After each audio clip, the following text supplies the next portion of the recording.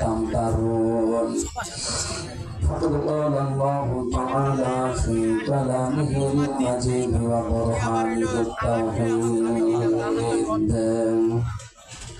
أعوذ بالله من الشيطان الرجيم بسم الله الرحمن الرحيم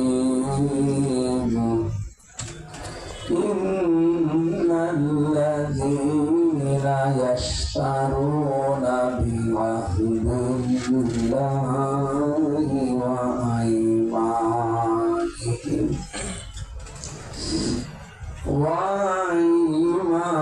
وأيمانهم ثمنا قليلا أولئك لا خلاق لهم في الآخرة ولا يكلمهم الله ولا ينظر إليهم يوم القيامة ولا ينظر إليهم يوم القيامة ولا يزكيهم ولهم عذاب أليم اللهم صل على سيدنا مولانا محمد وعلى آل سيدنا مولانا سبحانك لا علم لنا إلا ما علمتنا إنك أنت العليم الحكيم Chuadanga development ফোরামের উদ্যোগে তাফসীরুল কোরআন মাহফিল ঐতিহাসিক টাউন ফুটবল ময়দান চুয়াডাঙ্গা সদর মাহফিলের সম্মানিত সভাপতি জনাব ডক্টর তৌফিকুল ইসলাম, মাহফিলের প্রধান অতিথি বাংলাদেশ জামাত ইসলামী চুয়াডাঙ্গা জেলা শাখার শ্রদ্ধাভাজন জেলা আমির জননেতা অ্যাডভোকেট রুহুল আমিন দামাত বারকাতুহুল আলিয়া, বিশেষ অতিথি বাংলাদেশ জামাত ইসলামী থেকে মনোনীত এই আসনের জন্য সংসদ সদস্য প্রার্থী অ্যাডভোকেট মাসুদ পারভেজ রাসেল দামাত বারকাতুহুল আলিয়া, সম্মানিত অভিভাবক ইঞ্জিনিয়ার মোহাম্মদ মোস্তাফিজুর রহমান, যার মাধ্যমে এ পর্যন্ত এসেছি, হায়াতের কার্যবা সিহাতের বলিয়া কামনা করছি। এতক্ষণ যারা আলোচনা রাখলেন মাওলানা হোসেন মাহফুজ, মাওলানা ইকবাল হোসেন, আমন্ত্রিত অতিথিবৃন্দ, অনেক মানুষের নাম দিয়েছেন আপনারা। এমনিতে রাত হয়ে গেছে, এত রাত পর্যন্ত কথা বলা আসলে ঠিক না। 9টায় উঠতে পারলে এসে উঠতে পারলে ভালো, অনেক দেরি হয়ে গেল, এখন শেষ করে দিলে ভালো হয়। না না মানে আমার একই কাজ, আর কাজ নেই। আগামী থেকে সিস্টেম পাল্টিয়ে যাবে ইনশাআল্লাহ। এখানে বাংলাদেশের বিভিন্ন রাজনৈতিক দলের নেতৃবৃন্দ উপস্থিত হয়েছেন। আমি অনেকের নাম জানি না, কিন্তু মুখ চিনি। আল্লাহ রাব্বুল আলামিনের দ্বীন বিজয় করার জন্য এদেশে 36টা দল কাজ করছে শুধু ইসলামের নাম নিয়ে। তাদের সবার উদ্দেশ্য এক। আমি যদি এখন আপনাদের চুয়াডাঙ্গার জেলা সভাপতি advocate Ruhul Amin honourable uncle 20 কত হলে হয় বলেন তো? 20, 20। উনি যদি বলে 10 আর 10 20 হয়, ঠিক আছে? কথা বলেন এখানে যিনি আজকে যেখানে উঠেছিলাম ওই হোটেলের মালিকের নাম শহীদুজ্জামান টরি। ওনারে আপনি জিজ্ঞাসা করেন যে 20 কত হলে হয়, উনি বলতে 15 আর 5, ঠিক আছে?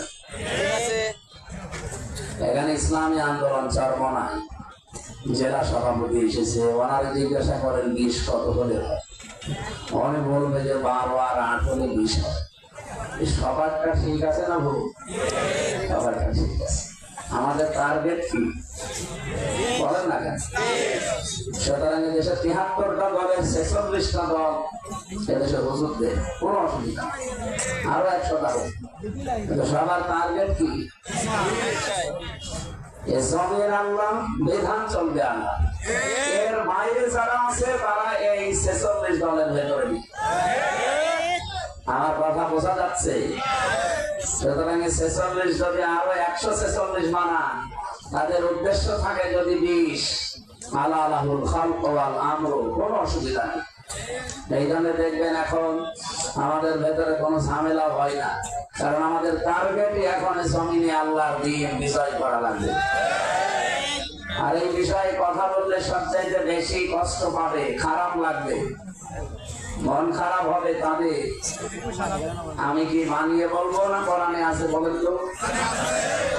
সূরা শুরার ১৩ নম্বর আয়াতের একটু আগে আছে, শেষের আগে শব্দটা আছে কাফারা আলাল মুশরিকিনা মা তাদউহুম ইলাইহি। আল্লাহ পাক বলেন, হে নবী, আপনি যদি যে মানুষকে ডাকেন যে আসো আল্লাহর বিধানে জমিনে কায়েম করি, আনাকিমুদ্দিন ওয়ালা তাতাফাররাকু ফিহি। এখানে আন শব্দটা অর্থ জমি না, আন এখানে তাকিদের অর্থে। পৃথিবীর যত নবীকে পাঠালাম প্রতিটা নবীর জীবনের টার্গেট ছিল এটা, জমিন আল্লাহর, বিধান চলবে কার? হে নবী, আপনাকেও আমি একই কাজ দিয়েছি।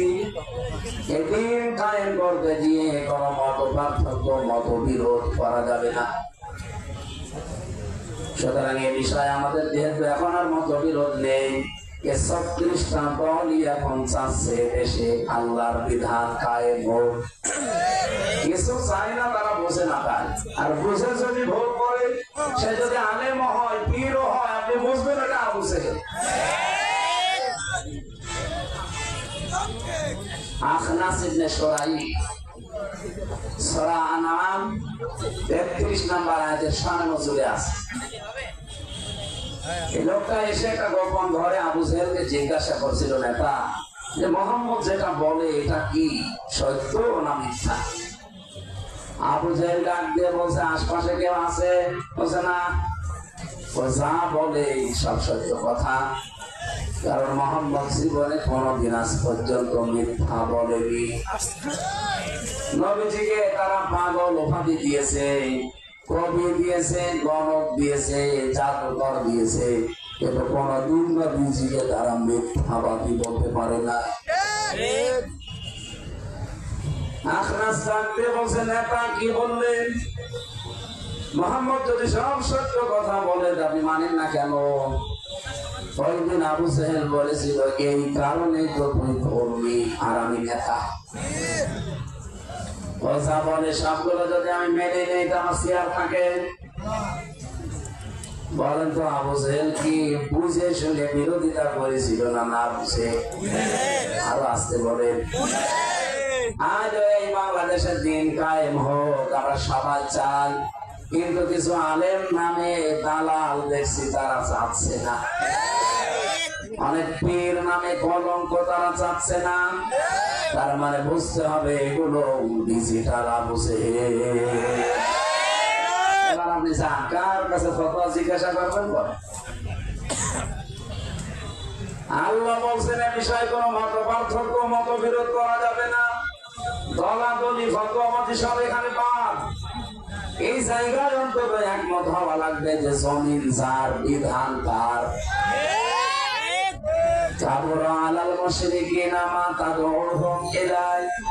কথা বলতে গেলে সবচেয়ে বেশি খারাপ লাগবে, মন খারাপ হবে, কষ্ট পাবে তারা যারা মুশরিক। চুয়াডাঙ্গাবাসী, এটা রেকর্ড হচ্ছে, সারা পৃথিবীতে চলছে এখন লাইভ, তাই না?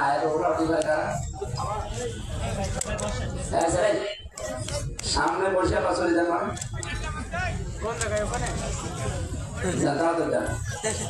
এখানে যারা বসেছেন সামনে ওঠা যাবে না ভাই, ক্লাস চলছে। আমি গতানুগতিক কথা বলি না, কথা বললে ওখান থেকে একটা শিক্ষা নিয়ে আসে। এদিকে দেখা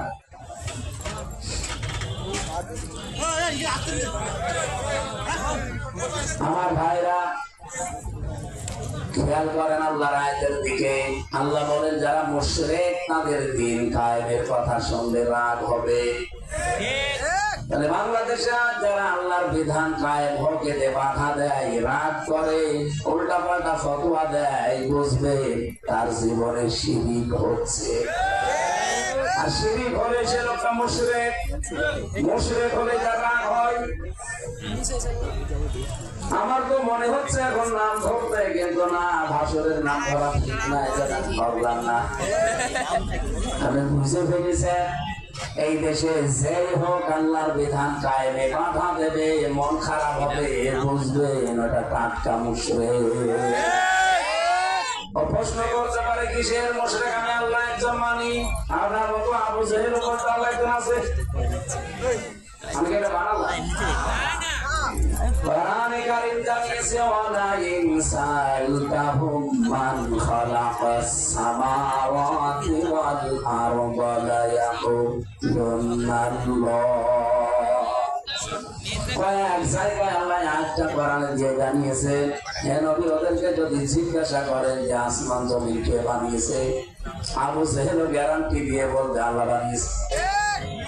লা ইয়াকুলুনাল্লাহ লামে তাকিদ নুনে সাকিলা। আবু জেহেল গ্যারান্টি দিয়ে বলবে আল্লাহ বানিয়েছে। আল্লাহ একজন আছে, ও যদি বিশ্বাসই না করবে, ও কাবা শরীফের গিলাফ ধরে বদরে যাওয়ার আগে কিনেছিল কেন?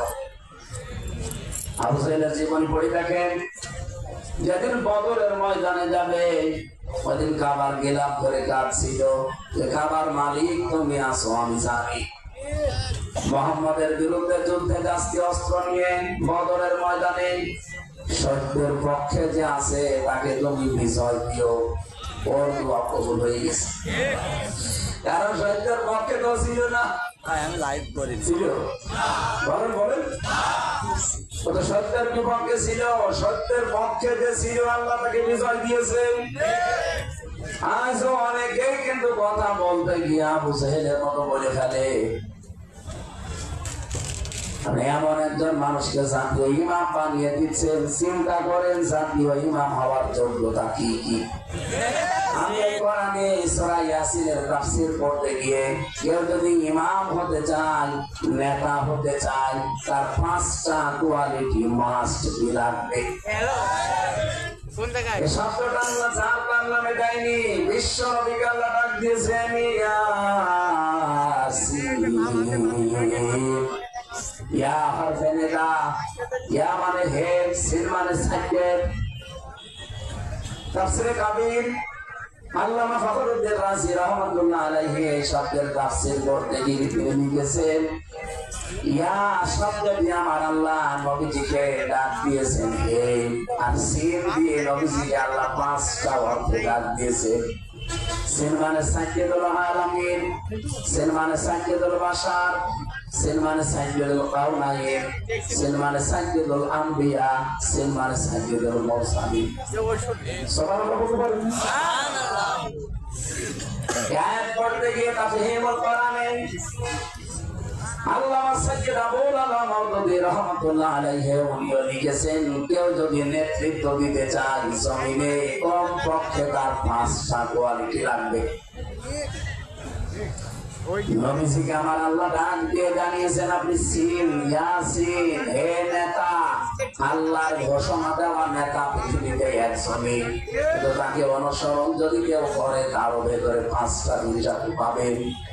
1 নম্বরে যারা জমিনে নেতা হবে, আল্লাহ নিজে জানিয়েছেন তাদের ভেতরে জুলুম থাকতে পারবে না। এটাকে আমি বানালাম। সূরা বাকারার 124 নম্বর আয়াতে আছে, وَإِذْ ابْتَلَىٰ إِبْرَاهِيمَ رَبُّهُ بِكَلِمَاتٍ فَأَتَمَّهُنَّ قَالَ إِنِّي جَاعِلُكَ لِلنَّاسِ إِمَامًا। স্মরণ করার সময় কথা, আমি আমার ইব্রাহিমকে কিছু কালেমা কথার দ্বারা পরীক্ষা করেছিলাম।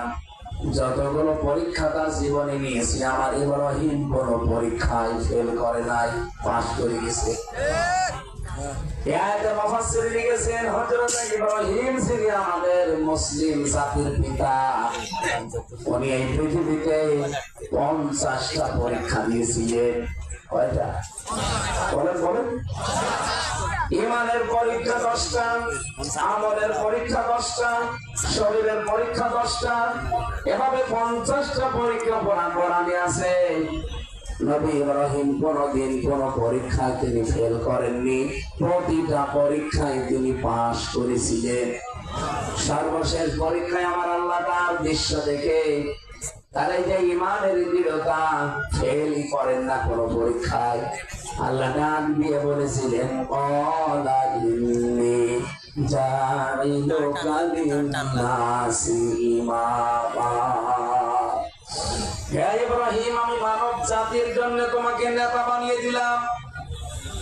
আপনি সূরা বাকারার 124 নম্বর আয়াতের যে কোন তাফসীর খুলে দেখেন, এই আয়াতের পরবর্তী যে শব্দের দিকে হযরত ইব্রাহিম সঙ্গে সঙ্গে বলেছিলেন ক্বালা ওয়া মিন যুররিয়াতি। এই নেতৃত্ব দেওয়ার কথা বলি, এই নেতৃত্ব দেওয়ার যোগ্যতা, দায়িত্ব এটা কি শুধু আমাকেই দিলে, নাকি আমার সন্তান আদি যারা কিয়ামত পর্যন্ত আসবে তারা এটা পাবে? আল্লাহ সঙ্গে সঙ্গে জবাব দিয়েছেন ক্বালা লা ইয়ানালু আহদিস সালিমিন। ইয়ানালু মুজারে বর্তমান ভবিষ্যৎ, প্রেজেন্ট ফিউচার। আল্লাহ পাক ওই দিন জানিয়েছেন ইব্রাহিম কিয়ামত পর্যন্ত তোমার সন্তান আদি যারা দুনিয়ায় আসবে তারা নেতৃত্ব দিতে পারবে, কিন্তু কোন জালেমের জন্য আমার আল্লাহর ওয়াদা নেই। মুফাসসির বলেন পৃথিবীতে যারা জালেম তাদের জন্য রাজনীতি করা জায়েজ নেই। এই কথা বলছে। এই জন্য 15.5 বছরে যারা জুলুম করেছেন তারা কিন্তু অলরেডি নিষিদ্ধ হয়ে গেছে রাজনীতিতে। এটা হচ্ছে ডক্টর মোহাম্মদ ইউনূস আগামো এদেশে কোরআন দিয়ে মনে হচ্ছে ফয়সালা দিয়েছে, জালেম ছাড়া তারা রাজনীতি করতে পারবে না। আবার যদি কেউ জালেম হয়ে ওঠে তার জন্য দেশে আইন আসতে পারে, তারও রাজনীতি করা নিষেধ। আল্লাহ রাব্বুল আলামিন এই মানুষগুলোকে একটা দৃষ্টান্ত দিয়েছেন, চোখে আঙ্গুল দিয়ে দেখাচ্ছেন আতিলকা বুয়ুতুহুম খাবিয়াতান বিমা সালামু। সূরা মামুনের ভেতরে পাবেন 19 নাম্বার পারার 20 নাম্বার পৃষ্ঠার 7 নাম্বার লাইনের 52 নাম্বার আয়াতে আছে, প্রথম অংশে আছে। আল্লাহ পাক বলেন এই সেই ঘরগুলো যেগুলো জনশূন্য হয়ে আছে, পরিত্যক্ত হয়ে আছে, কেউ আর সেখানে যেতে চায় না। খাবিয়াতাম বিমা সালামু, কারণ এখানে জুলুম হতো। এই জালেমদের বাড়ি ঘরগুলো আল্লাহ পাক আজকে জনশূন্য করে দিয়েছেন, পরিত্যক্ত হয়ে পড়ে আছে। এতটুকু যদি আমরা বলতেন, আমি একটা পড়তাম না, এর পরেরটা আমাদের জন্য কত বাস্তব। আল্লাহ বয়ুত না দিয়ে, বাইতুন না দিয়ে বয়ুত বহু বচন দিয়েছেন। আমি আয়াতটা 2024 সালের আগস্টের 5 তারিখে বিকাল বেলা মিলাচ্ছিলাম, আমি দেখি আয়াতটা খাপের খাপ এদেশে মিলে গেছে। বিকাল 5টা বাজতে বাজতে এদেশে আমার মনে হয় কোন জালেমের কোন চিহ্ন জনগণ রাখে নাই। কথা বলে না কুষ্টিয়ার হানিফ সাহেবের বাড়ির দিকে তাকান, পরিত্যক্ত হয়ে আছে এখনো। আপনাদের এইটার দিকেও তাকান, পরিত্যক্ত হয়ে আছে, কেউ যায় না সেখানে। কেউ যদি যায় পোশাক করার জন্য, আবু জাহেলের বাড়ির দিকে তাকিয়েছেন, বাদশার বাড়ি ছিল, অথচ সেটা এখন আন্তর্জাতিক টয়লেট। আমি একবার ভাষায় গিয়ে 7 পাক দেওয়ার পরে ক্লান্ত হয়ে গেছি, ওপরে গেলাম। আমি তো আর জানি না ওটা আবু জাহেলের বাড়ি। ওপরে যাওয়ার সঙ্গে সঙ্গে দেখি পেটে ব্যথা। এক পুলিশকে ডাক দিয়ে বললাম যে ভাই, এতক্ষণ তো ভালোই ছিলাম, হঠাৎ আমার পেটে ব্যথা করছে।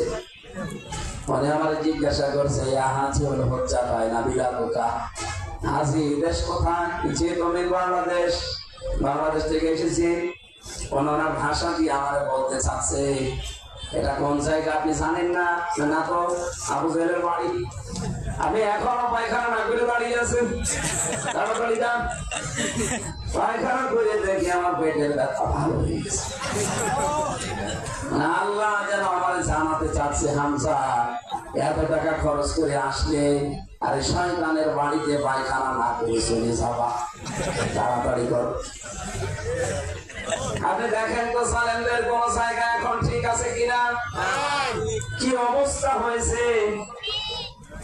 আল্লাহ বলেন এতটুকু যদি বলতাম আমি তোমাদেরকে শোনাতাম না। আমি তো মাঝে মাঝে একটা নিয়ে ভাবি, আল্লাহ ভাঙিল কে সালেমদের বাড়ি ঘর গুলো।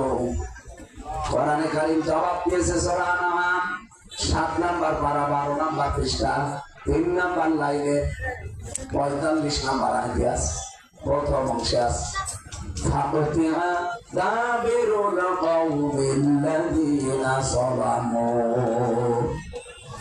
আল্লাহ পাক বলেন জালেমদের বাড়ি ঘর, জালেমদের শিকড় কেটে ফেলা হয়ে গেছে। কেটেছে কে? না না, আপনারা শুনছেন, এখানে আগে বসে আছেন। এটা মজহুল, এর ফাইল বা কর্তা জানা নেই।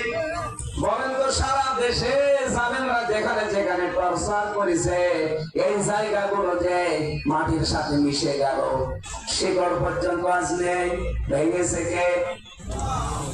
আবার বলে আল্লাহ ফাইল জানা নেই, কর্তা জানা নেই, কে ভেঙেছে কেউ জানে না। হানিফ সাহেব যদি জীবনে কোনদিন ফিরে আসে আর বাড়ি ভাঙার মামলা দেয়, একজন খুঁজে হবে না, কারণ কেউ জানে না ভেঙেছে কে। এই যে বলছিলাম এর পরের অংশটা আমার জন্য, আমাদের জন্য। এবার শোনেন, ইন্না ফি যালিকা লাআয়াতান লিকাওমিন ইয়ালামুন। আল্লাহ বলেন অবশ্যই, ইন্না আবার মাঝে আবার নাম দিয়েছেন, অবশ্যই এর ভেতরে শিক্ষা আছে যারা জ্ঞানী তাদের জন্য।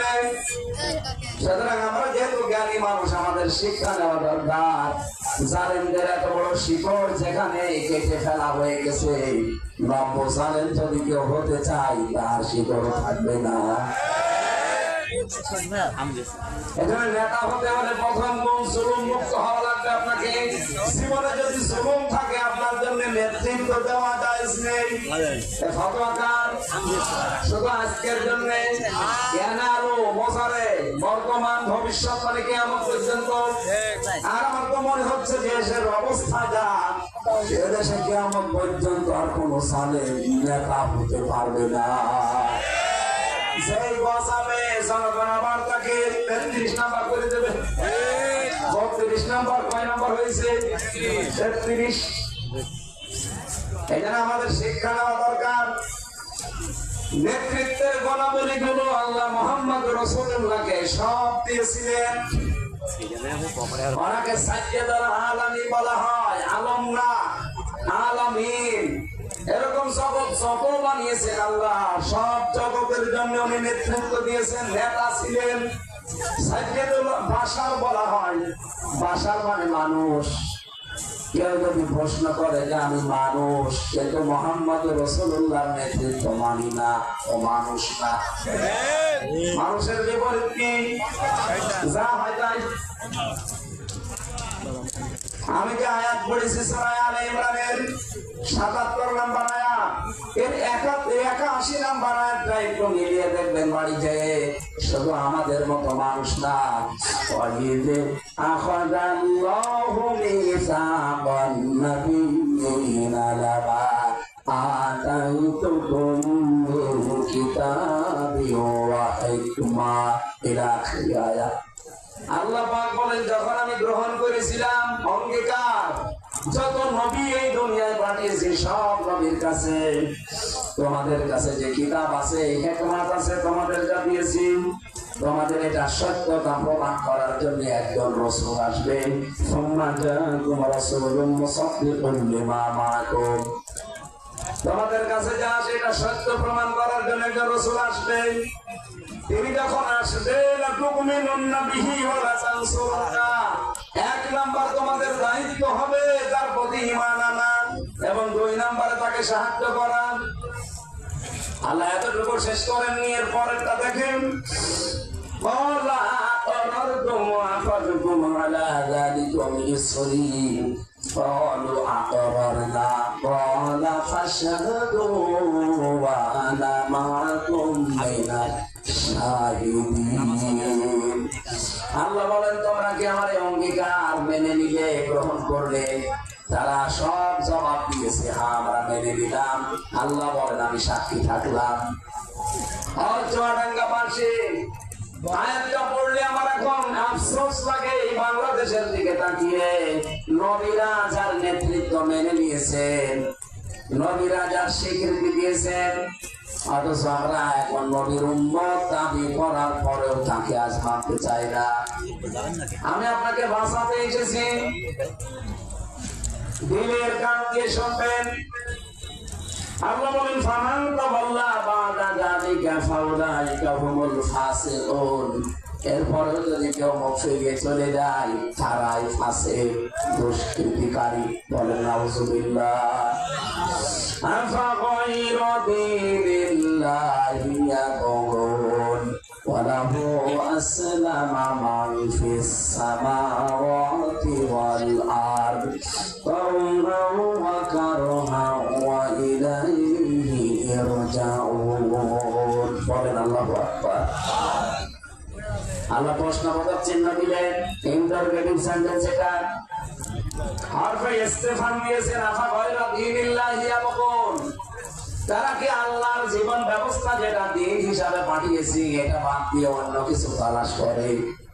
অথচ আসমান জমিনে যা আছে সবাই ইচ্ছায় অনিচ্ছায় আমি আল্লাহর কাছে সারেন্ডার করে দিয়েছে, এবং তাদের সবাইকেই ফিরে আসা লাগবে কার কাছে? আর জোরে বলে চুয়াডাঙ্গাবাসী কোরআনে কারিমের আয়াতগুলোর সামারাইজে মানুষ দাবি করে কেউ যদি মুহাম্মদ রাসূলুল্লাহর নেতৃত্ব না মানে, ও আর মানুষ থাকে না, এর বাইরে যেটা আছে ওইটা হয়ে যায়। আপনি কি হতে চান? বলেন বলেন। দুই নাম্বার, তিন নাম্বারটা সাইয়্যিদুল কাউনাইন। কাউনাইন মানে উভয় জগৎ।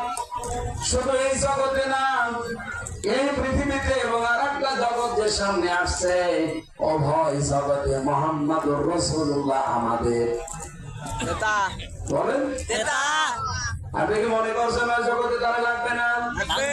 উনি যদি সুপারিশ কারো পক্ষে না করে, সে সামনে যেতে পারবে না। ঠিক। ৪ নম্বরে উনি ছিলেন সাইয়্যিদুল আম্বিয়া, শুধু আমাদের মতো মানুষের নেতা না, নবীদের নেতা। ৫ নম্বরে ছিলেন সাইয়্যিদুল মুরসালিন, শুধু নবীদের না, উনি রাসূলদেরও নেতা ছিলেন। আল্লাহ পাক একজনকে শুধু এই নামটা ধরে ডাক দিয়েছেন। আপনি দেখবেন পৃথিবীর কোন নবীকে আমার আল্লাহ ইয়াসিন বলেন নাই, বিশ্ব নবীকে স্পেশাল ভাবে এই নামটা দিয়েছেন। বলেন সুবহানাল্লাহ। সেই নবীর খতমে নবুয়ত নিয়ে আমরা শুনছি সারা দেশে, এমনকি ঢাকাতে এত বড় বিশাল অনুষ্ঠান হয়ে গেল, কোটি কোটি টাকা খরচ করে দেশ বিদেশের বিভিন্ন মেহমানরা এসেছিল বক্তব্য দিতে। এদিকে দেখেন, যাদেরকে কাফের ঘোষণা দেওয়ার জন্য এতগুলো মানুষ এক জায়গায়, বিশ্বের এত বড় বড় মুসলিম দেশ থেকে তারা মেহমান নিয়ে এসে ঘোষণা দিয়েছে আমরাও ছিলাম। কাদিয়ানীদের সাথে মিশেছেন আপনারা? আমি কুষ্টিয়াতে কাদিয়ানীদের মসজিদ আছে, নামাজও পড়ে।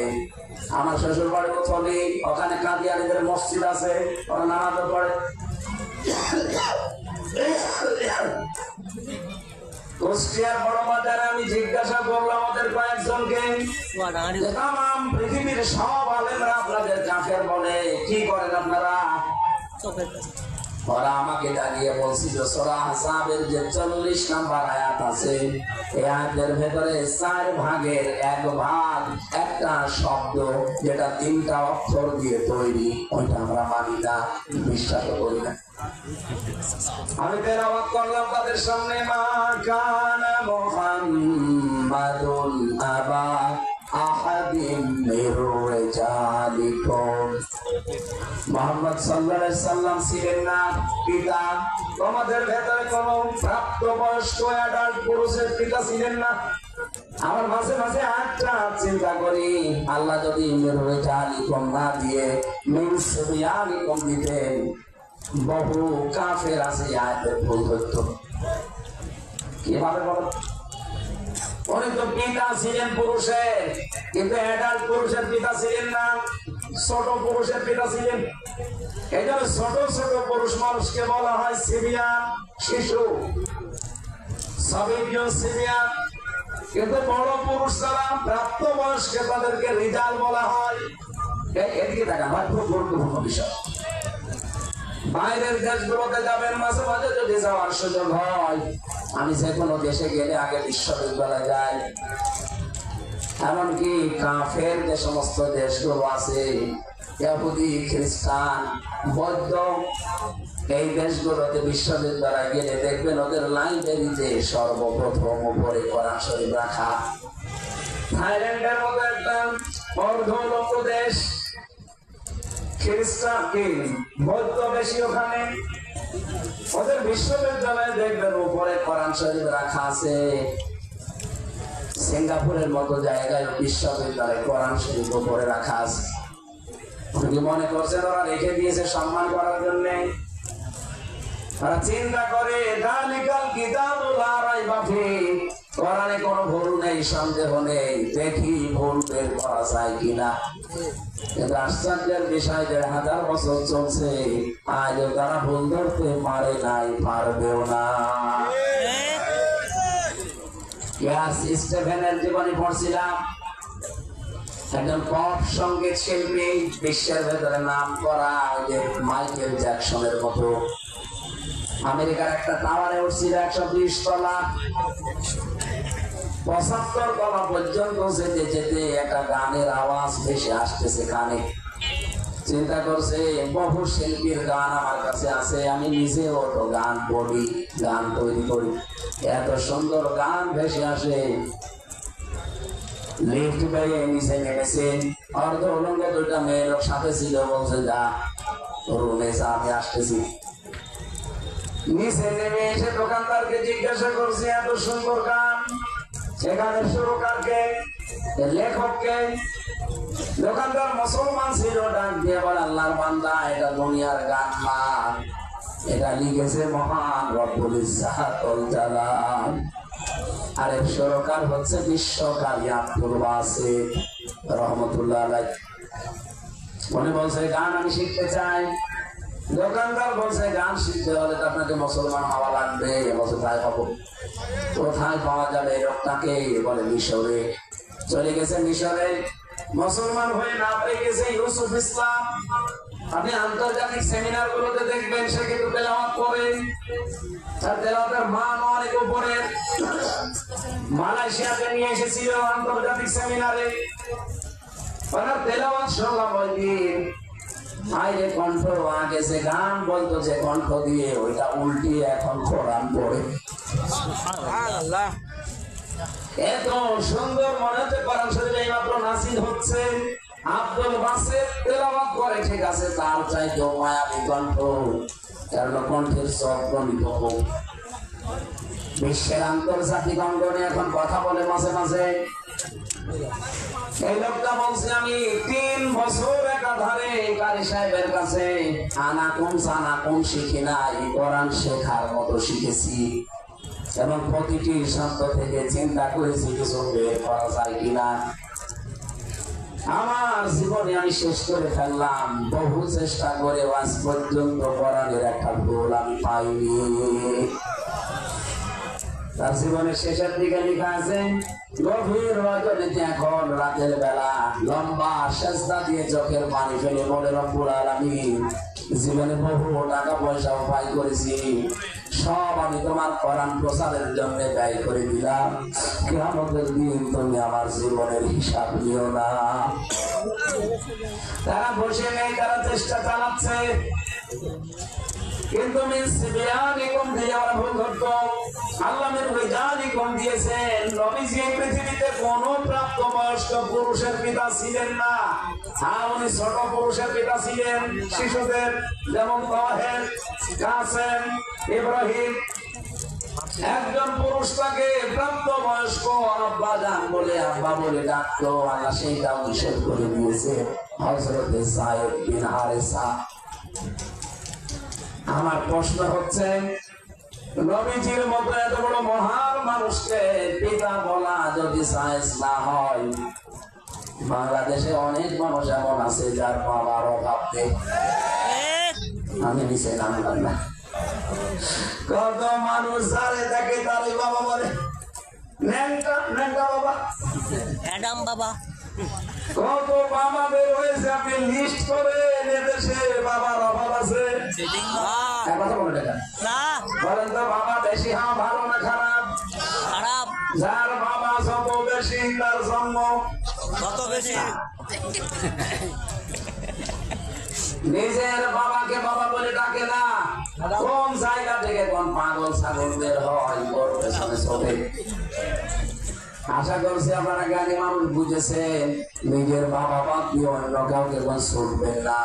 এই শীতের সময় এখন চলছে, নিজের বাবাকে কোনদিন একটা কম্বল কিনে দেয় না, অথচ কম দেশে কোন বাবা বেরিয়েছে চলে যাচ্ছে গরু ছাগল দিয়ে। আল্লাহ বলেন মানে প্রাপ্তবয়স্ক পুরুষের পিতা না, কিন্তু রসুল, আল্লাহর রসুল।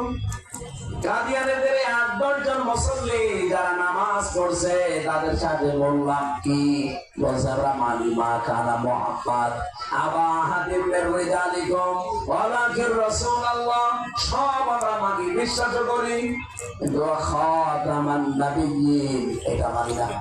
নাউযুবিল্লাহ। উনি শেষ নবী, এটা আমরা মানি না, বিশ্বাস করি না, কারণ শেষ নবী হচ্ছে গোলাম মুহাম্মদ কাদিয়ানী। নাউযুবিল্লাহ। বাংলার মুসলমানেরা বলেন তো, কাদিয়ানীরা কোরআনে কারিমের 6666টি আয়াত অস্বীকার করে। বলেন বলেন, আমরা এক আয়াতের একটা শব্দ খতাম, অথচ এই বাংলাদেশ কোরআনের বিধান দিয়ে চলুক এটা যারা চায় না, তারা 918টা আয়াত অস্বীকার করে। কাফের তো এরা না, এরা কাফেরের বাপ। আপনি যার কাছে কাফের ফতোয়া নেওয়ার জন্য, কাফের যাদেরকে ঘোষণা দেওয়ার জন্য, লিখিত নেওয়ার জন্য আপনি আহ্বান জানাচ্ছেন, দাবি জানাচ্ছেন, ধর্ণা দিচ্ছেন, যাদের কাছে জানাচ্ছেন তারা তো আরো বড় কাফের। কথা বলেন না, যেই কলম দিয়ে কাফের ঘোষণা দেওয়া হবে, লিখা হবে কাদিয়ানীদের, এবার বাংলাদেশের মুসলমানেরা ওই কলমের মালিক হতে চায়। চান না আপনারা? চান দেখে হাত করে দিকে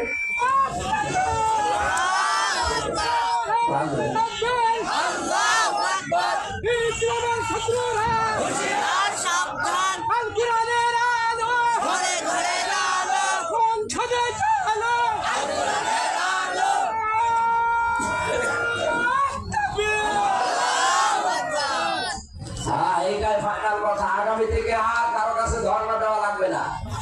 আর পরিবেশ আল্লাহ তৈরি করে দিয়েছে। আমরা অনেককে চেষ্টা চালাচ্ছিলাম যে আপনারা বলেন রাষ্ট্রীয় ক্ষমতায় গেলে আপনারা লিখিত দেবেন, তারা এদিক ওদিক ঘুরে গেছি, সেটা আইনের ব্যাপার, আরো মাইলস আছে। কিন্তু আমার মনে হয় যারা মুসলিম, কোরআনের এই শব্দটা যারা মানে না, তারা অলরেডি ওই দিন ঘোষণা দিয়েছে। আমরা যদি যেতে পারি, কাদিয়ানীদের অমুসলিম ঘোষণা আমরা করবো রাষ্ট্রীয় ভাবে। কেন তারা করতে চায় না? কেন? কারণ তারা জানে এরা মাত্র একটা শব্দ মানে না, আর আমরা শরিয়া আইনে বিশ্বাস করি না, তার মানে আমরা 918টা আয়াত মানি। আমরা তো ওদের বাপ। আপনি কোন কারণে ওদের কাফের ঘোষণা দেব? ওদের দেওয়ার আগে আমার ঘোষণা আগে দেব। আমি আশা করছি কথা আপনারা বুঝেছেন। না বোঝার ভান করে আছেন কি? হাত তোলেন তো। আপনি বোঝেন এমন জোরে বোঝা দেবো, আপনি এখনো বোঝেননি। শহরে বাস করাও না ঠিক না, যারা শহরে থাকে না বুঝেন না ভাই। এবার কি আর এই কলমের যারা মালিক তাদের কাছে কি ধর্ণা দেওয়া লাগবে না কলমের মালিক হওয়া লাগবে? এই 54 বছর আমরা ইসলামকে শুধু অনুরোধের জায়গায় রেখেছি, এবার আদেশের জায়গায় নিয়ে যাবো ইনশাআল্লাহ। আর সেই পরিবেশ আমার মনে হয় আল্লাহ এখন তৈরি করে অলরেডি দিয়েছে, বাকিটা আমাদের একটু চেষ্টা করা লাগবে। ইন্নাল্লাহা লা ইউগায়্যিরু মা বিকওমিন হাত্তা ইউগায়্যিরু মা বিআনফুসিহিম। আল্লাহ বলেন কোন জাতির ভাগ্য আমি পরিবর্তন করি না যতক্ষণ তারা নিজেদের ভাগ্য পরিবর্তনের চেষ্টা না করে। আল্লাহ তো করে দিতে চাই, আমাদের চেষ্টাটা আল্লাহ দেখবেন। এই চেষ্টাও যদি আপনি ভুলে যান, না করেন, গাফেলতি করেন, আল্লাহর কি দোষ আছে? আরো জোরে বলেন। আমরা যেমন সুন্নাত পালন করে নবীজির, আল্লাহর সুন্নাত আছে। আমি কোরআনে কারিমে আল্লাহর অনেকগুলো সুন্নাত পেয়েছি। আল্লাহ পাক বলেন আমার নিয়ম নীতি, আমার সুন্নাত হচ্ছে জমিনে যারা জুলুম অত্যাচার নির্যাতনের শিকার হয় তাদেরকে আমি রাষ্ট্রীয় ক্ষমতা দিয়ে দেই। এটা আমি বানালাম। সূরা কসসের 6 নম্বর আয়াতে আল্লাহ দিয়েছেন ونمكن لهم في الأرض ونري فرعون وهامان وجنودهما منهم ما كانوا يحذرون। আল্লাহ বলেন আমি জমিনে তাদের শাসন ক্ষমতা দেব। এখানে ফাইল কে? কর্তা। ফাইল কে? আল্লাহ বলেন আমি দেব তাদেরকে, আমি জমিনের শাসন ক্ষমতা দেব। কেন দেব জানো? ফেরাউনকে আমি দেখাবো। দেখাবে কে? আরো জোরে বলেন। এদেশের ইসলামপন্থী যারা এরা এবার দেখাবে না, এবার সরাসরি দেখাবে আল্লাহ নিজে। ফেরাউনা হামানা, আমি ফেরাউনকে দেখাবো, হামানকে দেখাবো, জুনুদাহুমা, তাদের সৈন্যবাহিনীদেরকে দেখাবো। মিনহুম মা কানু ইয়াহজারুন, যাদের ব্যাপারে সবথেকে বেশি তারা ভয় পেত, আশঙ্কা করত, আমি আল্লাহ তাদেরকে জমিনের ক্ষমতা দিয়ে দেখাবো। প্রশ্ন আসতে পারে ফেরাউন তো এখন দুনিয়ায় নেই, আছে পুরুষটা নেই, মহিলা আছে। যেটা ছিল ওটা আর এক ফেরাউন। যেটা জীবিত মানুষকে 8 বছর একটা মাটির নিচে ঘরের ভেতরে বন্দী করে রাখে, এটা ফেরাউনও রাখে নাই। ফেরাউনের জীবনী পড়েন, আয়না ঘরের দৃশ্য যেহেতু আমার কাছ থেকে দেখা, আমি নিজেও ছিলাম কয়েকদিন, আমি জানি যে কঠিন জায়গা এটা। বিদেশে এক সাংবাদিককে বলেছিলেন অ্যাডভোকেট তাজুল ইসলাম যে আপনি শুধু এই ঘরের ভেতরে 2 দিন থাকবেন। উনি মাত্র 2 ঘন্টা থাকার পরে বের হয়ে বলছে এখানে কোনো মানুষের থাকা সম্ভব না। অথচ এরকম জায়গায় ব্যারিস্টার আরমান 8 বছর ছিল, আমার আসমি ভাই 10 বছর ছিল এরকম জায়গায়। আমার জীবন থেকে ওইরকম জায়গা 10 দিন কেটেছে, কিন্তু আমারটা মিনি, ওনারা ছিল বিদ্যায়। আমি তো দেখেছি জায়গাটা কত মারাত্মক। এমনিতে ভয় করে যাবেন, চারিদিকে অন্ধকার, নিজের শরীরে দেখা যায় না এমন অন্ধকার, দিন কখন রাত কখন কেউ জানে না। এমনকি মাটির নিচে হওয়ার কারণে কোনো আওয়াজ উপরে পৌঁছায় না। আপনাকে যদি সারা রাত ধরে পিটায়, যখন চিল্লা পাল্লা করে, কোনো আওয়াজ উপরে আসবে না। আমি তো মাঝে মাঝে চিল্লানোর আওয়াজ শুনতাম, পরবর্তীতে যখন আওয়াজ বন্ধ হয়ে যেত জিজ্ঞাসা করতাম কি হয়েছে। কেউ কেউ জবাব দিত ভাই আমার আঙ্গুল আর পায়ের নখ সব তুলে দিয়েছে। চট্টগ্রামের একজনকে পেয়েছিলাম ছাত্র দলের, পরে আমার আগে নিয়ে গেল, ভালো মানুষ যাওয়ার সময় নিয়ে গেছে, আসার পরে দেখি লাইট চালানোর পর একটা আঙ্গুলও নেই। আমার বলছে হামজা ভাই আপনি প্রস্তুতি নেন, আপনার এবার কি যাবে। ওদের কাছে একটা মেশিন আছে, গ্লাসের তো মুখ হয় একটা, ওরা বানানো মেশিন, গ্লাস 5টা মুখ হাতের সাথে সেট করা, শুধু এখানে লাগিয়ে একটা টিপ দেবে, একবারে নখ সব তুলে চলে আসবে। ওর নাম আব্দুল্লাহ। আমারে বলছে নখগুলো তুলে নিয়ে ছেড়ে দেয়নি, এর ভেতরে যে বাঁশটা সেলাই করে যে শুরু দিয়ে ওটা ঢুকিয়েছে, ওটা ঢুকিয়ে যদি ছেড়ে দিত তাও তো হইতো না, ওর বড় লবণ দিয়েছে। আমি হযরতে বেলালের জীবনে পড়েছিলাম, হযরতে খাব্বাবের জীবনে পড়েছিলাম, কিন্তু নিজের চোখে মানুষগুলোর জীবনে দেখেছি। আমাকে মেশিন দেখিয়েছে যাতে আমার নাক তোলেনি, আমাকে অন্য কায়দায় টর্চার করেছে। আমার মাথার চুল থেকে পায়ের তালু পর্যন্ত একটা ইঞ্চি জায়গা ওই জালেমরা বাদ দেয়নি। আমাকে একটা চেয়ারে দেখিয়েছে, বলছে যে এই চেয়ারে আমরা মানুষকে বসাই, আপনাকেও বসানো হবে। সামনে একটা আছে চেয়ারের নিচে কাঠের, আর এইটা আবার বানানো, টিন দেওয়া, হাতের সাথে ক্লিপ লাগিয়ে দেয়, পায়ের সাথে ব্যান্ড পরিয়ে দেয়, গলার সাথে একটা ব্যান্ড লাগিয়ে কালো কাপড় মুখের উপরে দিয়ে এইটে দেয়। সুইচ মাত্র একবার টিপ দেবে, 1 মিনিটে আপনি 120 বার করবেন। বলেন তো 1 মিনিটে যদি 120 বার হয়, সেকেন্ডে কয়বার? 2 বার। কি দৃশ্য তৈরি হতে পারে, একটু নিজেকে দাঁড় করান তো। এত বড় কঠিন, আমার 9ম দিন যেদিন চলছিল, 9 দিন রিমান্ডে, এই দিন ওরা আমাকে এটা দেখিয়ে বলছে, কালকে যদি আদালতে যা বলতে বলি না বলে, তাহলে তোমার বউ তুলে নিয়ে আসবো। আমি মাঝে মাঝে এমনি হাসিনার উপর আমার রাগ হয়, এই কারণে হয়, আমার সব শেষ করে দিয়েছে। এখনো পর্যন্ত শরীরটা আমার স্বাভাবিক হচ্ছে না, কারণ এই যে 3 বছর একাধারে ধকল গেছে, ফাঁসির কন্ডেম সেলের ভেতরে এটা স্বাভাবিক হতে আবার সময় লাগবে 3 বছর। আমরা যেখানে ছিলাম, আল্লাহর কসম, এই এশিয়া মহাদেশের ভেতর একটা মারাত্মক ভয়ঙ্কর সেল, হাই সিকিউরিটি বলা হয়। ওখানে 3000 লোকের ভেতরে প্রায় 1600 ফাঁসির আসামি, মানে মানুষের জীবন ওখানে প্রতিদিন চাই কিছু। আমার সামনে দিয়ে নিয়ে চলে যাচ্ছে, কি বলে ফাঁসি আজকে।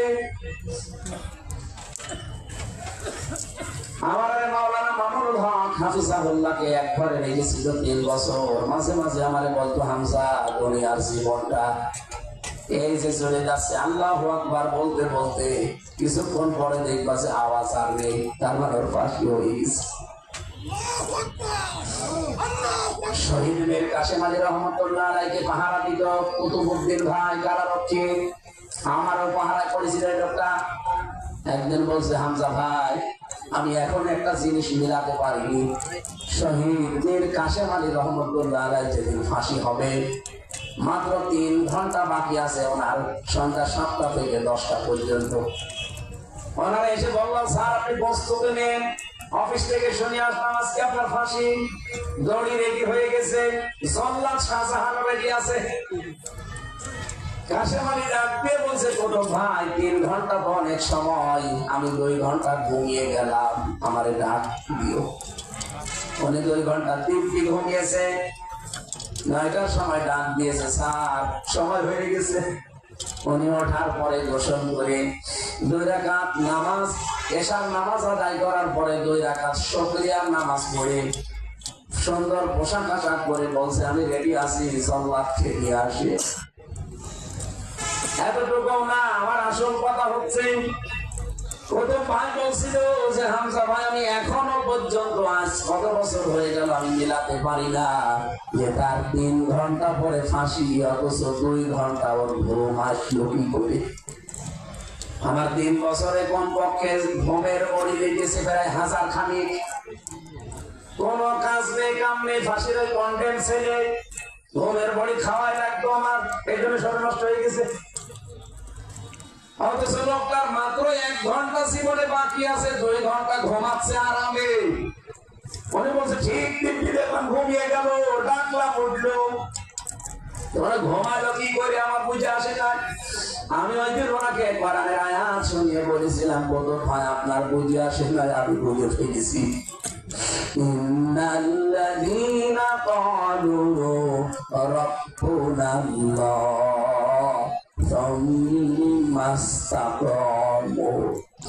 অবশ্যই দুনিয়ায় যারা বলতে পারবে আমার রব আল্লাহ, আর এর উপরে টিকে থাকতে পারবে, তাতানাজ্জালু আলাইহিমুল মালাইকা, আল্লাহ পাক বলেন ফেরেশতা নাযিল করে তাকে সাহায্য করব। আল্লাহ তাখাফু ওয়া লা তাহজানু, ফেরেশতারা এসে বলবে কোনো চিন্তা নেই, কোনো ভয় নেই।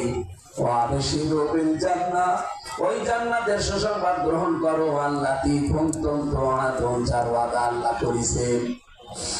চুয়াডাঙ্গা বাসিনীদের কাছের থেকে দেখা এবং মুখে শোনা, এই জন্য বলছি যারা সত্যি আল্লাহকে রব বলার পরে টিকে থাকতে পারবে, জমিনে ইস্তেকামত পয়দা করতে পারবে শব্দটার উপরে, মাস্ট বি আয়াতটা আমি 100 ভাগ বিশ্বাস করি। আল্লাহ পাক ফেরেশতা তার কাছে পাঠাবেন, আর একজন দুইজন না, আল্লাহ মালাইকা দিয়েছেন বহু বছর। ফেরেশতারা এসে বলবে কাসেম তোমার ছেলে ব্যারিস্টার আরমান গুম হয়ে আছে, কোনো চিন্তা নেই। স্ত্রী এখনো পর্যন্ত হাসপাতালে ভর্তি আছে, চিন্তা নেই। দলীয় লোকজন সব পালিয়ে বেড়াচ্ছে, লক্ষাধিক মামলার আসামি ছেলে, কোনো চিন্তা নেই, কোনো ভয় নেই। তোমার ব্যবসা বাণিজ্য হাজার হাজার মানুষ কাজ করে, কোনো চিন্তা নেই। চলে আসো, আমি আল্লাহ সব কিছু দেখবো। ফেরেশতারা অবশ্যই কথা তার কানের কাছে বলেছিল, নাই তো 3 ঘন্টা আগে 2 ঘন্টা ঘুম আসা সম্ভব না। আমি একটু ঘুমান তো দেখি, আপনাকে শুধু বলবো যে কালকে আপনার ফাঁসি, আজকে থেকে আপনার ঘুম বন্ধ হয়ে যাবে।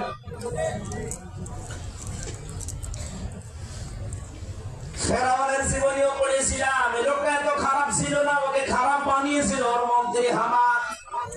আল্লাহ জানে 2 নম্বরে হামানের নাম দিয়েছিল হামানা। হামানের জীবন পুরোপুরি পড়েছি। হামান এই লোকটার জীবন চরিত্র পড়তে গিয়ে, শরীর পড়ছিলাম যে ওর শরীর কেমন দেখি বর্ণনা করতে গিয়ে দেখলাম ওর টাক ছিল।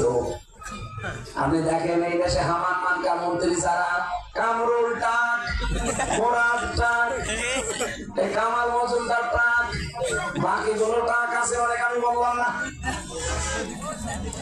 এগুলো ওকে ফাল দিত, ওকে শুধু পাম দিত, হাওয়া দিত।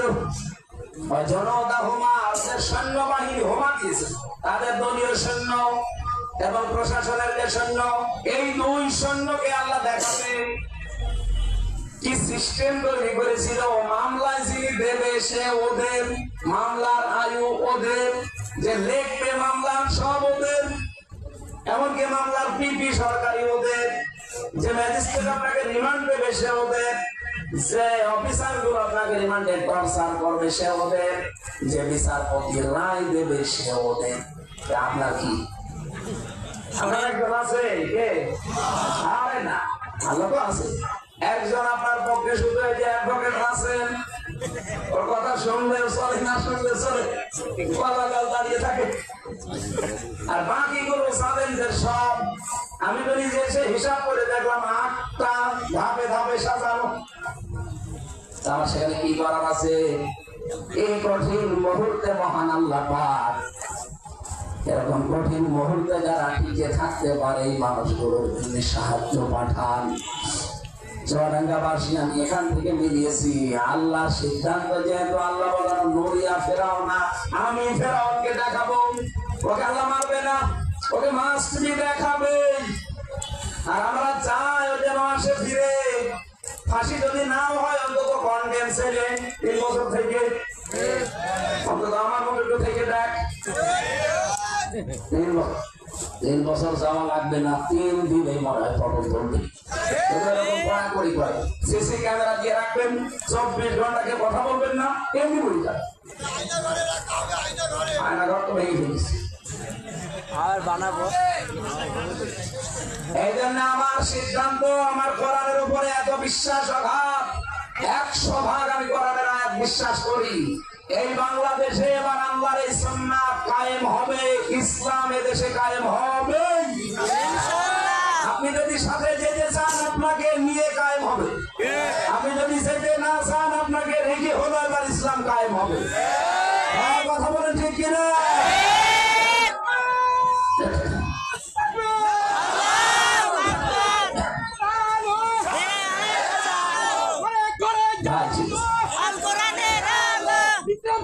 অন্য কিছু ইসলাম ছাড়া অন্য কিছু এই যে সিদ্ধান্তের কথা বলছি সুন্নাত, এটা কি আমির হামজা না আল্লাহ? আল্লাহর আল্লাহর কোন সিদ্ধান্ত বাস্তবায়নে কেউ বাধা হয়ে দাঁড়াতে পারে না। দাঁড়ালে ওটা হয়। ফেরাউন দাঁড়িয়েছিল, নমরুদ দাঁড়িয়েছিল, পারে না। সুতরাং যারা বিরোধিতা করছে হয়তো না বুঝে অথবা অন্য কোনো কারণে আপনারা ফিরে আসেন। এবারে দেশে ইসলাম কায়েম হবে। আমি যেতে চাইলে আপনাকে আমরা সাথে নিয়ে যেতে চাই, যেতে না চাইলে আপনাকে রেখে হলে ইসলাম কায়েম হবে ইনশাআল্লাহ। আমার আজকের আলোচনার বিষয় আমি নোট করেছিলাম, কিয়ামতের ওই কঠিন ময়দান যেদিন কায়েম হবে, 12 প্রকার মানুষের দিকে আল্লাহ তাকাবেও না, তাদের প্রতি কোনো দয়াও দেখাবে না। আমরা যদি ওই 12 প্রকারের এক প্রকারের ভেতরে পড়ে যায়, আমাদের জীবন শেষ। সূরা আলে ইমরান 77 নম্বর আয়াত। কোন আয়াত থেকে তাফসীর করার মূল নীতি, উসুলে তাফসীরের মূল নীতি আছে 15টা। তার ভেতরে কোন আয়াত থেকে বলতে গেলে আগের আয়াত পরের আয়াতের সাথে সম্পর্ক কি, এরপরে শানে নজর আছে, ঐতিহাসিক প্রেক্ষাপট বলার পরে আপনাকে মূল শিক্ষা, বাস্তব ব্যাখ্যা। তাফসীরে মাসারিতে আল্লামা সানাউল্লাহ পানিপথ এরকম 15টা দিয়েছেন। আমরা যেহেতু সব কিছু প্রায় অলরেডি অনেক কিছু বলে ফেলেছি, মূল কথা চলে যেতে চাই। আর আগে গভীর হয়ে গেছে যেন মূল কথা বলছি। রব্বুল আলামিন বলেন, ইন্নাল্লাযীনা ইয়াশতারুনা বিআহদিল্লাহি ওয়া আইমানিহিম সামানান ক্বালীলা। নিশ্চয় যারা বিক্রি করে দিয়েছে,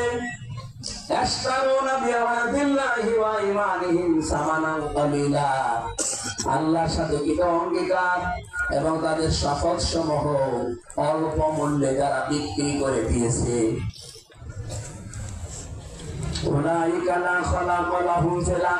তাদের জন্য আখিরাতে কোনো অংশ আল্লাহর বাকি রাখেন নাই। আল্লাহ নিজে তাদের সাথে কথা বলবেন না।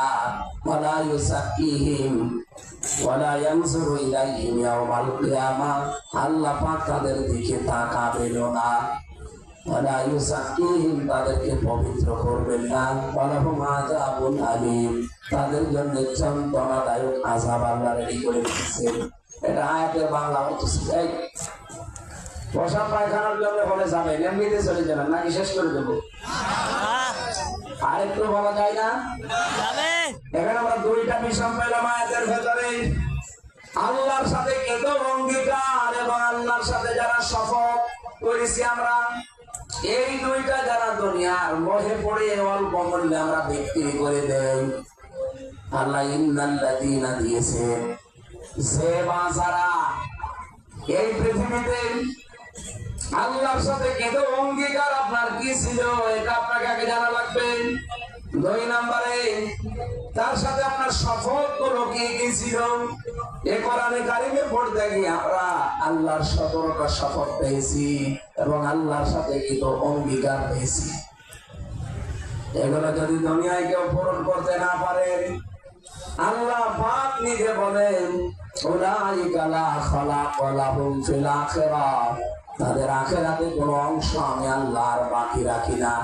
উলাইকা শব্দটা যখন আমি পড়ি তখন মনে হয় আল্লাহ তার কুদরতি হাত এইভাবে চড়াঙ্গা মনে করে নেই, কারণ ফুটবল মাঠের দিকে দিয়ে বলছে এই মানুষগুলোর জন্য কোনো অংশ আর বাকি থাকবে না। ওয়ালা ইউকাল্লিমুহুমুল্লাহ, তাদের সাথে আমি আল্লাহ কথা বলবো না। ওয়ালা ইয়ানজুরু ইলাইহিম ইয়াওমাল কিয়ামাহ, কিয়ামতের দিন আমি আল্লাহ নজর দেব না। আল্লাহ নজর দেবেন না মানে আল্লাহর রহমতের দয়া তার দিকে দৃষ্টি থাকবে না, আল্লাহ তারা পবিত্র করবেন না তাদেরকে। এবার আসেন একটা একটা করে আমরা আয়াতের তাফসীরের দিকে যাই। এই পৃথিবীতে আসার আগে একটা জায়গায় আমরা ছিলাম, এটা জগৎ বলা হয়। আমি জগৎ সিস্টেম করেছি প্রায় 6টা। তাফসীরের ভেতরে এসেছে প্রথম জগৎ ছিল আলমে আরওয়াহ, রূহের জগৎ। ওই জায়গায় আল্লাহ আমাদের সাথে একটা অঙ্গীকার নিয়েছিলেন, ওয়াইযা খাযা রাব্বুকা মিন বানি আদামা মিন যুহুরিহিম যুররিয়াতাহুম ওয়া আশহাদাহুম আলা আনফুসিহিম আলাস্তু বিরাব্বিকুম ক্বালু বালা শাহিদনা। আল্লাহ পাক বলেন স্মরণ করো ওই সময়ের কথা যখন আদম নবীর পৃষ্ঠদেশ থেকে তার সন্তানগুলোকে বের করে আমি একটা অঙ্গীকার নিয়েছিলাম, আমি কি তোমাদের রব না? যখন ওই জায়গায় বের হয়ে আদমের সন্তানরা এক বাক্যে জবাব দিয়েছে কলু বালা। আমরা কিন্তু ওই ময়দানে ছিলাম, রুহের এই জগতে সবাই বলেছিলাম আল্লাহ তুমি আমাদের রব। আল্লাহ বলেন শাহিদরা, আমি কিন্তু সাক্ষী থাকলাম। আনতা কুলু ইয়াউমাল কিয়ামাতি ইন্না কুন্না আন হাদা গাফিলিন। কিয়ামতের দিন যেন এই ব্যাপারে কেউ আমাকে বলতে না পারে যে আমি জানতাম না, গাফিল ছিলাম। চুয়াডাঙ্গাবাসী আমরা যে একটু শপথ করে এসেছি, আল্লাহর সাথে অঙ্গীকার করে এসেছি কলু বালা এই শব্দ দিয়ে যে অবশ্যই আপনি আমাদের রব। দুনিয়াতে অঙ্গীকার যদি এখন ঠিক রাখতে না পারেন, রব করে যেহেতু অঙ্গীকার করে স্বীকৃতি দিয়ে এসেছি, সুতরাং রবকে দুনিয়ায় আমাদের এই মুহূর্ত থেকে ঠিক রাখা লাগবে। কোন মানুষ যদি রবকে ঠিক রাখতে না পারে, কিয়ামতের দিন ভয়াবহ অবস্থায় আমার আল্লাহ তার সাথে কথা বলবে না। বলেন নাউজুবিল্লাহ। কেউ কাল্লিমু এটা মোজারে বর্তমান ভবিষ্যৎ প্রেজেন্ট ফিউচার, এখন আল্লাহ কথা বলছে না তাদের সাথে যারা আল্লাহর সাথে কৃত অঙ্গীকার রব করে স্বীকৃতি দিয়ে দুনিয়ায় যারা রবের বিধান মানছেন না, রবকে যারা মেনে চলেন না। আপনি পীর সাহেব হতে পারেন কিন্তু আপনি ভণ্ড পীর। রব মানে সৃষ্টিকর্তা, রব মানে লালন পালনকারী, রব মানে আইনদাতা, এরকম অনিষ্ট অর্থ আছে। আপনাকে মানা লাগবে রবের আইন। 500 আইন আছে রবের এই কোরআনে। দুঃখজনক হলো সত্য, একটা আইনও আমাদের দেশে চলে না। কি জবাব দেবেন আপনি? আপনার সাথে আল্লাহ এখন কথা বলছেন, আমারা জান কিয়ামতের দিন আল্লাহ কথা বলবে না। আমি তাফসীর থেকে যে কয়টা বিষয় পেয়েছিলাম, 1 নম্বরে আল্লাহ পাক জানিয়েছেন দুনিয়াতে যে 12টা গুণ অর্জন করেছে 12 প্রকার মানুষ, এদের সাথে আমি আল্লাহ কথা বলছি না, বলবো না, নজর তাদের দিকে দিচ্ছি না, কিয়ামতের দিন দেব না। সূরা বনী ইসরাঈলের 22 নম্বর আয়াতের এই তথ্যটা আছে 23 নম্বর আয়াতে। 1 নম্বরে যারা পিতামাতার অবাধ্য সন্তান, চুয়াডাঙ্গাবাসী আর যাই করেন দুনিয়াতে, মা বাবা যাদের আছে এদের অবাধ্য হওয়া যাবে না। এক সাহাবী এসে বলেছিল, হে রাসূল, আমার এই বাবা একটু স্বভাব খারাপ। কি স্বভাব খারাপ? বলে খালি টাকা চায় আমার কাছে। কয় টাকা চাই? এই পরিমাণ, এই পরিমাণ। নবীজি তাকে ওই দিন বলেছিলেন, সাহাবী, তোমার বাবা এই পরিমাণ টাকা শুধু না, তোমার যা আছে সব যদি চাই তাও দেওয়া লাগবে। অথচ আজ বাংলাদেশের দিকে আমরা বহু সন্তান একটু তাকান, আমরা বাবার হক মায়ের হক আদায় করতে চাই, তাদের অবাধ্য হতে চাই না, এমন বহু সন্তান আমরা আছি। কিন্তু দুঃখজনক হলেও সত্য, বাংলাদেশের 100টার 98টা সন্তান আমরা পারি না, শুধু আমার স্ত্রীর কারণে। কথা বলে দেখেন। সম্মানিত মা বোন যারা পুত্রবধূ হয়ে বসে আছেন এখানে বিভিন্ন জায়গায়, আপনি শুধু নামাজ পড়েন, রোজা রাখেন আর কালো বোরকা পড়েন, মনে করছেন আমি জান্নাত পেয়ে গেছি? না। আপনারা যদি সত্যি স্বামীর কল্যাণ চান, আপনি যদি চান আমার স্বামী আরো বেশি দিন বেঁচে থাক, স্বামীর সম্মান এবং সম্পদ দুনিয়ায় আরো বেড়ে যাক, আপনি তাকে মাঝে মাঝে এই পরামর্শ দেবেন, উদ্বুদ্ধ করবেন, স্বামী অন্তত তোমার মা বাবা, তোমার বোন, তোমার ভাই, এই রক্তের সম্পর্ক গুলো ঠিক রাখো, এদের হকটা অন্তত দুনিয়ায় আদায় করো। এগুলো বলা তো দূরের কথা, এদের কারণে আর আমরা অবাধ্য হই। 2য় নাম্বার পেয়েছি, পরিবারের অশ্লীলতা দেখে যারা চুপ থাকে, নিজের মেয়েকে উলঙ্গ অর্ধ উলঙ্গ করে ফেসবুকে ছেড়ে দিয়েছে, এরকম গার্জিয়ান নেই? এর দিকে আল্লাহ কিয়ামতে তাকাবে না, কথাও বলবে না, পবিত্রও করবে না। 3 নম্বরে পেয়েছি, যেই নারী পুরুষের আচরণ করে, বাংলাদেশে এটা বেশি। আপনি মহিলাকে মহিলা বুঝতেই পারবেন না, আচরণ দেখে মনে হবে ছোটখাটো পুরুষ।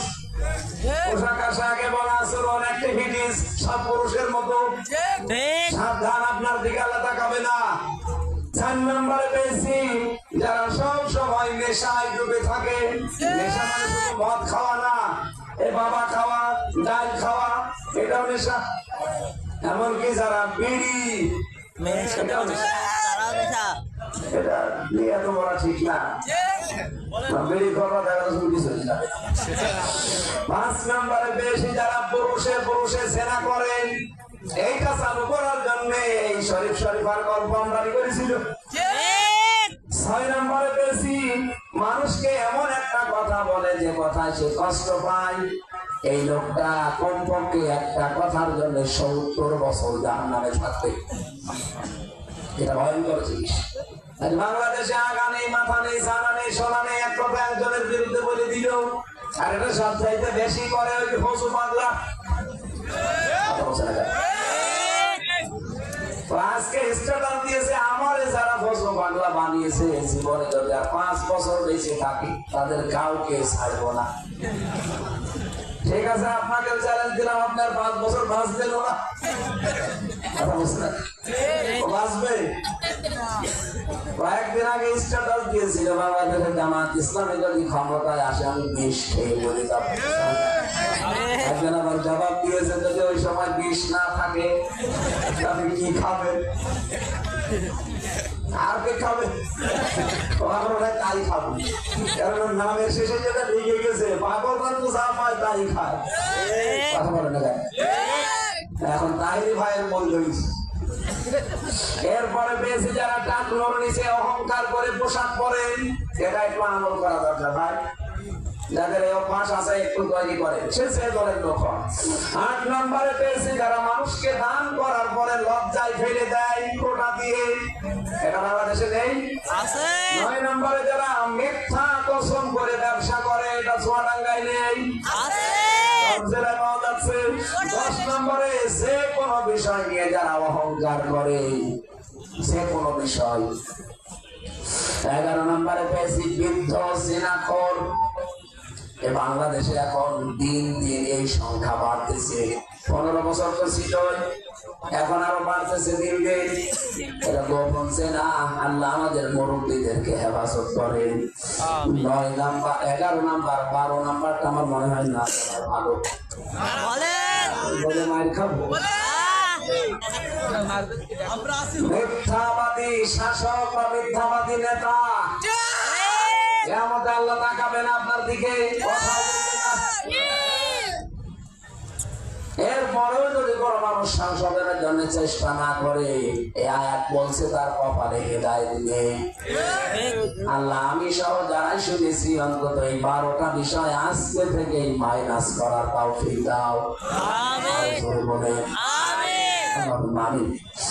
لا إله إلا أنت سبحانك إني كنت من الظالمين رب ارحمهما كما ربياني صغيرا রব্বুল আলামিন চুয়াডাঙ্গা জেলার গাওয়ান ফুটবল ময়দানের দিকে তাকাও।